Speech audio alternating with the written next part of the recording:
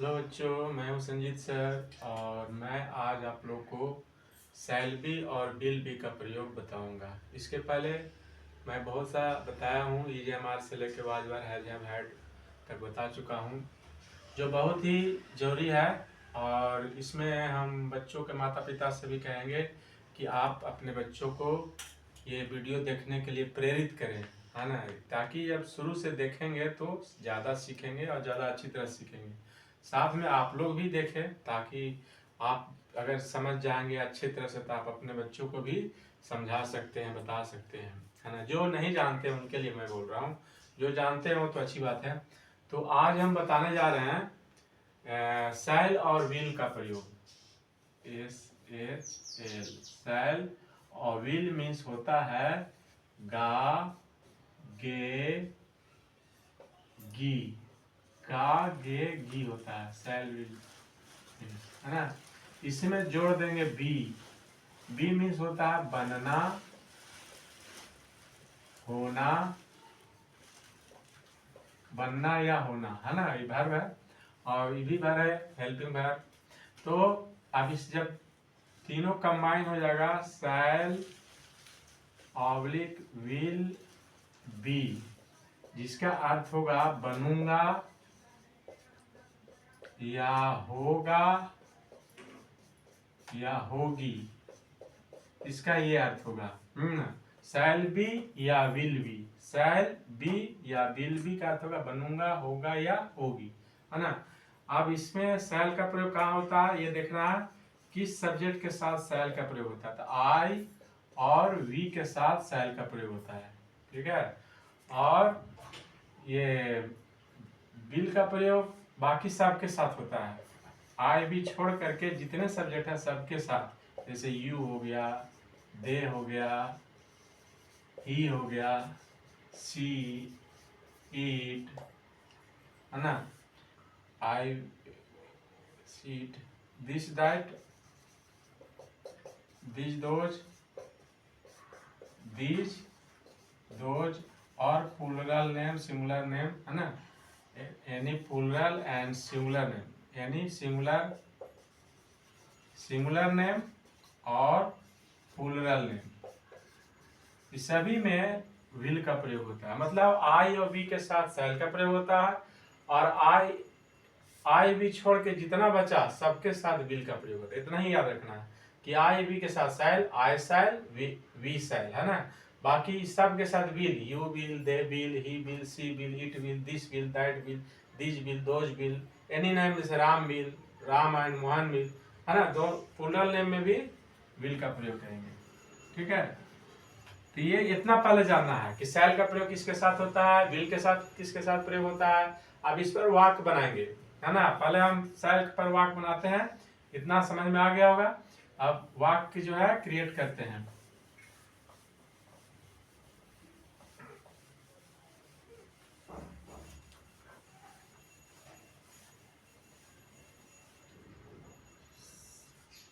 Structure लिख लेते हैं, affirmative sentence structure. Subject plus will oblique shall plus be plus V1 plus object. इसमें verb का पहला फॉर्म लगेगा क्रिया का। जैसे वह डॉक्टर बनेगा तो वह का अंग्रेजी क्या हो गया, ही के साथ क्या लाएंगे, will be a doctor, he will be a doctor, वह डॉक्टर बनेगा। इसका अर्थ होगा वह डॉक्टर बनेगा, है ना। यानी वह डॉक्टर बनेगा मतलब वह एक डॉक्टर बनेगा। अगर मान लिए वे लोग किसान होंगे तो वे लोग का क्या हो जाएगा, दे के साथ क्या लगेगा, विल, होना, होना मतलब बनना, बी किसान का फार्मर, यहाँ पर हो जाएगा फार्मर्स, एस लग जाएगा क्योंकि ढेर सारे, दे विल बी फार्मर्स, वे लोग किसान होंगे। इसका अर्थ होगा वे लोग किसान होंगे, वे लोग किसान होंगे।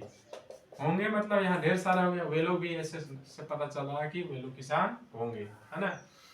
राम खिलाड़ी बनेगा तो राम का राम लिख देंगे, विल बी होना या बनना, Ram will be a player, इसका अर्थ होगा राम खिलाड़ी बनेगा, राम खिलाड़ी बनेगा या होगा, है ना। इसका अर्थ होगा भी होगा, बनेगा भी होगा।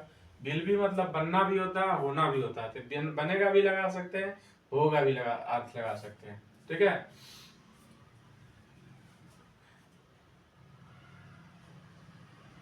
मैं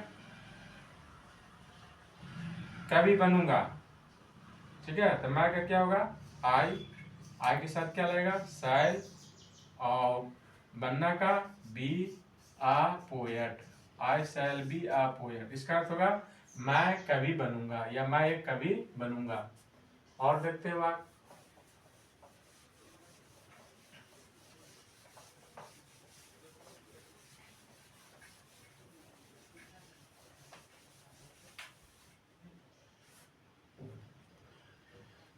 राम और मोहन चालाक होंगे। तो राम का राम एंड मोहन सब्जेक्ट हो गया, ये राम एंड मोहन दो को सब्जेक्ट हो गया। यहाँ सब्जेक्ट, इस मतलब सब्जेक्ट विल लगेगा दो के साथ, will be clever, Ram and Mohan will be clever, चालाक होंगे। ठीक है। तो इस तरह हो गया अफर्मेटिव सेंटेंस। अब इसी को नेगेटिव सेंटेंस बना देंगे। नेगेटिव मतलब नकारात्मक वाक्य, कि राम और मोहन चालाक नहीं होंगे। तो क्या लिखेंगे, Ram and Mohan will not be clever,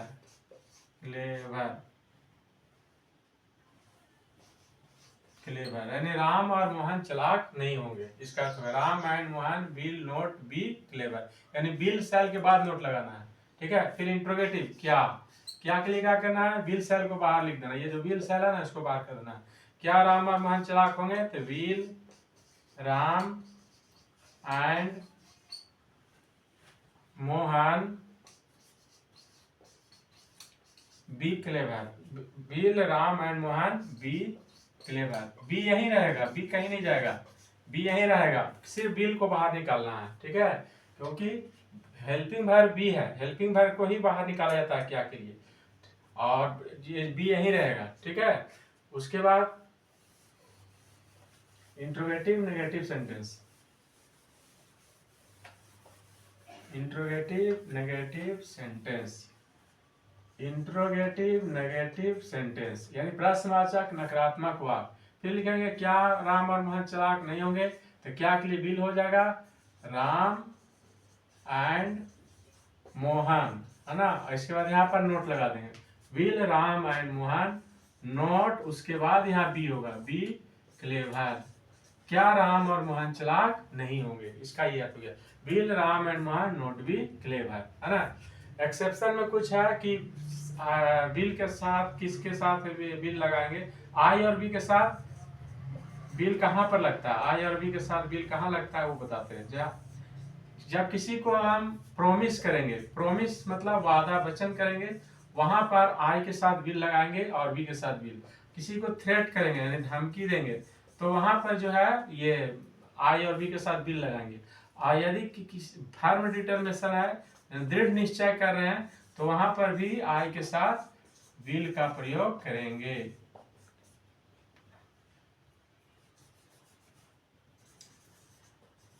यानी प्रोमिस, किसी को प्रोमिस कर रहे हैं कि मैं तुम्हें एक किताब दूंगा, तो ये प्रोमिस हो गया। तो लिखेंगे I will give you a book, give you a book, तो वहां पर आई के साथ विल का प्रयोग करेंगे, है ना। किसी को धमकी दे रहे हैं कि मैं तुम्हें मार दूंगा, तो आई के साथ यहाँ विल लगाएंगे, आई विल किल यू। धमकी अगर दे रहे हैं तो, है ना। अगर फर्म डिटर्मिनेशन, दृढ़ निश्चय कर रहे हैं कि मैं डॉक्टर बनूंगा या हम लोग डॉक्टर बनेंगे, तो वी विल लिखेंगे, वी विल बी डॉक्टर्स। यहाँ पर जो है ये लगेगा, मतलब आई के साथ विल का प्रयोग होगा, आई और बी के साथ विल लगाएंगे। जब किसी को प्रोमिस करेंगे, प्रोमिस दे रहे हैं कि मैं तुम्हें मदद करूंगा, मैं तुम्हें अपनी गाड़ी दूंगा, मैं तुम्हें अपना घर ले जाकर डिनर कराऊंगा, तो वहां पर प्रोमिस में ये जो है आई के साथ विल का प्रयोग होता है। धमकी दे रहे हैं किसी को कि मैं तुम्हें जान से मार दूंगा मैं तुम्हें देख लूंगा, मैं तुम्हें समझ लूंगा।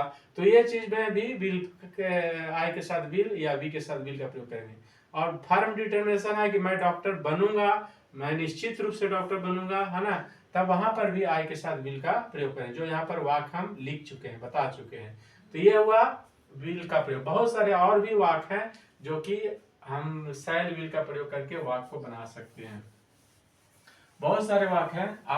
आप ये आप पर निर्भर करता है कि आप कितना सोचते हैं। सोच करके वाक्य को सोचिए और वर्ड को सोचिए, वर्ड एक लीजिए और उस पर वाक्य बनाइए, है ना। जैसे हम लोग बीमार हैं, तो हम लोग वे लोग बीमार होंगे, तो वे लोग का क्या हो जाएगा, दे, होंगे का विल बी, और बीमार का इल, दे विल बी इल, वे लोग बीमार होंगे।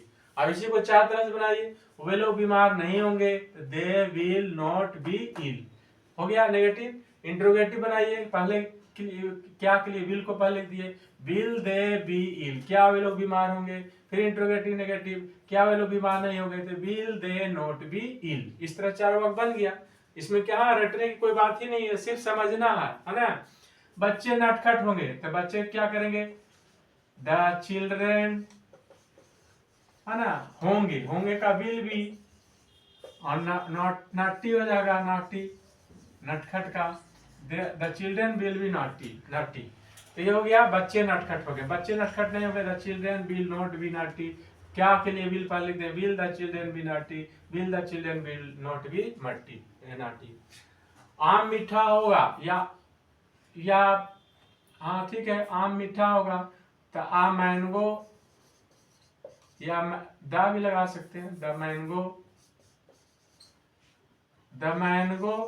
विल बी स्वीट, आम मीठा होगा, है ना, the mango will be sweet. आम मीठा नहीं होगा, the mango will not be sweet. क्या आम मीठा होगा, विल को पहले थे, will the mango be sweet. क्या आम मीठा होगा, तो will the mango be sweet. क्या आम मीठा नहीं होगा, will the mango not be sweet. Be यही रहेगा, बी को बाहर नहीं लाना, सिर्फ विल को बाहर लाना, will the mango be sweet, है ना।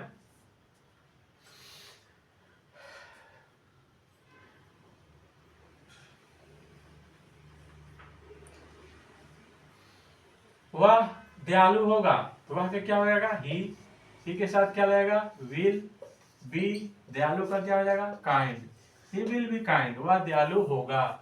वह दयालु नहीं होगा, तो he will not be kind. क्या वह दयालु होगा, विल ही बी काइंड। क्या वह दयालु नहीं होगा, will he not be kind, है ना। मेरे पिताजी गरीब होंगे, तो मेरे पिताजी क्या होगा, माय फादर, है ना। और माय फादर, होंगे का क्या होगा, विल बी, और गरीब का क्या होगा, poor. My father will be poor, my father will not be poor. मेरे पिताजी गरीब नहीं होंगे। क्या मेरे पिताजी गरीब होगा, will my father be poor. क्या मेरे पिताजी गरीब नहीं होंगे, will my father not be poor. ठीक है। उसका भाई एक चोर होगा, तो उसका भाई का क्या होगा, हीज, भाई का ब्रदर, है ना, और ब्रदर होगा का विल बी, और चोर का आथिर, his brother will be a thief. उसका भाई एक साथ रहेगा, उसका भाई एक साथ, उसका भाई एक चोर होगा, his brother will be a thief. उसका भाई एक चोर नहीं होगा, his brother will not B a thief. क्या उसका भाई एक चोर होगा, तो क्या पहले लिख दीजिए, विल हिज ब्रदर, यहाँ भी छूट गया, बी अ थीफ। क्या उसका भाई चोर नहीं होगा, तो will his brother not be a thief. तीसरा चार तरह से बन गया, चार तरह से वाक्य बनाना है, और जब इस तरह बनाएंगे तो सीख जाएंगे आराम से, कहीं इसमें रटने की कोई बात नहीं है। आज वर्षा होगी, तो आज का क्या, इट से बनाएंगे, it will be rain, it will be rain, आज वर्षा होगी, है ना।